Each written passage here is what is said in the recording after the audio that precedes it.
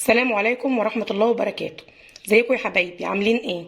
تعالوا بينا النهاردة نعمل فراخ وشوية فاصوليا ناشفين ورز حباية وحباية بطريقة زمان. تعالوا بينا نشوف هنعمل ايه.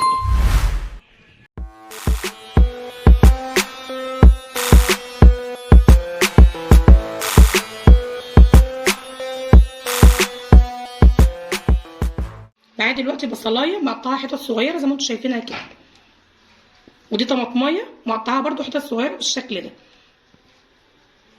ده معانا معلقه فلفل اسمر صغيره، ومعلقه من الملح صغيره، ومعلقه كاري وكركم.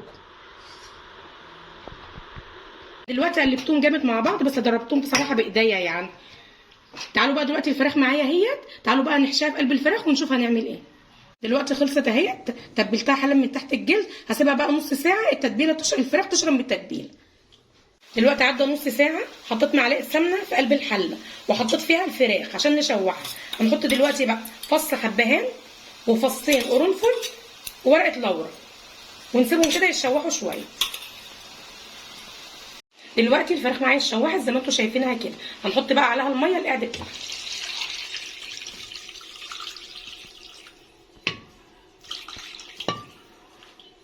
هغطي عليها بقى واسيبها تستوي. جبت دلوقتي معايا حله، حطيت فيها معلقه سمنه بلدي، وهحط شويه زيت، معلقه زيت.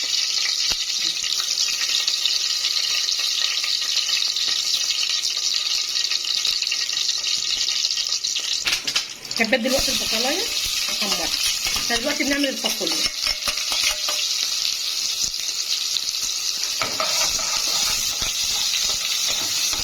دي معلقه سمنه بلدي يا جماعه، بتاع زمان بتدي طعم حلو قوي للاكل.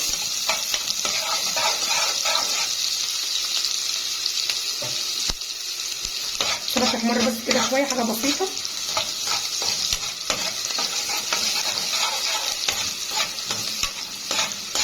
دلوقتي البصل دخل خلاص اهوت على التحمير. هحط بقى فص ثوم ببقى دقاه، هو اللي بيدي نفس حلو قوي للفاصوليا. انا معايا ربع كيلو من الفاصوليا، نقعته شويه وسلقته، وهوريكم حالا هنعمل ايه.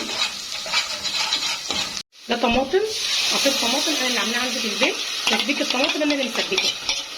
هاجي في يوم واوريكم عاملاها ازاي في الفيديو معايا.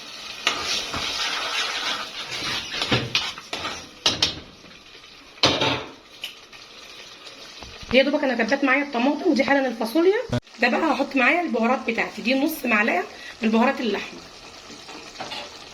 وده شويه كمون وشويه فلفل اسمر، وده شويه كاري على شويه كركم، وده برده شويه كزبره ناشفه. الكاري والكركم على فكره بيدي للفاصوليا الناشفه طعم حلو قوي. وهحط نص معلقه من السكر.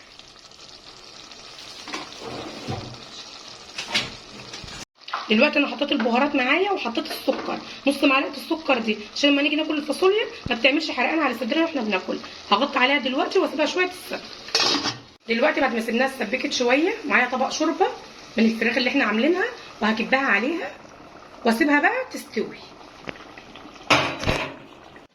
دلوقتي انا حطيتها هنا، نقلتها على عين اهوت، هديت عليها البوتاجاز، لقيتها محتاجه كمان طبق شوربه، حطيت لها. هنسيبها بقى تستوي مع نفسها، وحطينا لها الملح بتاعها. دلوقتي انا حطيت حالا معايا حله على البوتاجاز، حطيت فيها معلقه سمنه ومعلقه زيت. هنعمل حالا الرز حبايه وحبايه مع بعض. ده الرز انا غسلاه ومصفياه. هحط شويه رز اهو، هسيبهم يتحمروا مع بعض، وتعالوا كده نشوف الفاصوليا.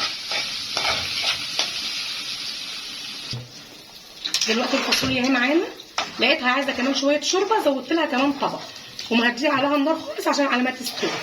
ولقيتها عايزه شويه ملح، وحطيت لها كمان. نغطي عليها ونسيبها تستوي. دلوقتي معايا الفراخ خلاص اهي استوت. هناخدها بقى حله من الحله، نطلعها ونحمرها بطريقه جديده ان شاء الله تعجبكم.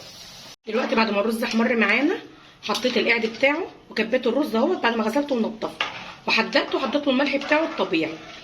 دلوقتي عشان نعرف قعد الرز بتاعنا اللي لسه مبتدئين وما بيعرفوش، عقله صبعك بتحط في الميه، وتحط عقله صبعك لما لهنا كده، تحط صبعك كده تلاقي العقله لما لهنا، هو ده القعد بتاع الميه بتاعنا.